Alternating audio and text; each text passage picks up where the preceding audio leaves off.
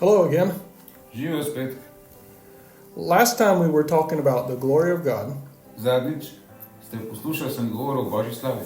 The definition of the glory of God is God's opinion.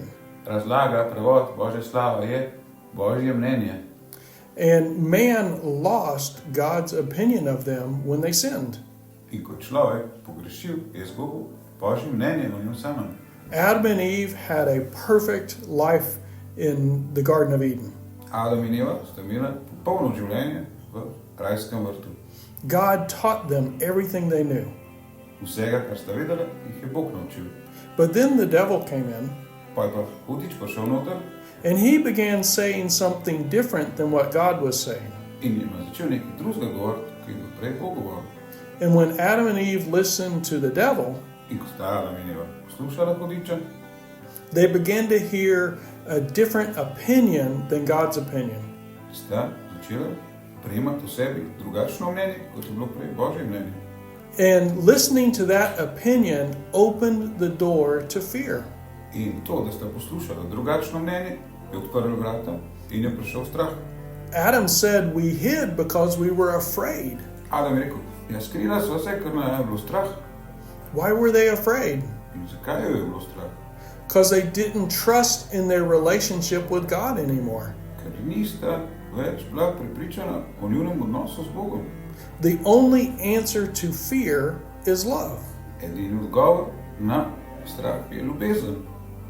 1 John 4:18 says, "Love casts out fear."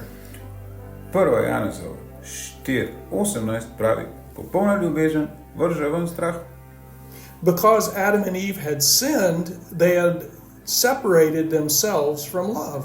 Ker sta Adam in Eva grešila, sta se oddaljila od ljubezni. If they had stayed in relationship with God, there never would have been any fear. Če bi ostala v odnosu z Bogom, sploh ne bi bilo nobenega strahu. The only solution to fear is to be in relationship with love. Edina rešitev za strah je, da si v odnosu z ljubeznijo. Since God is love, then there's no fear in relationship with Him.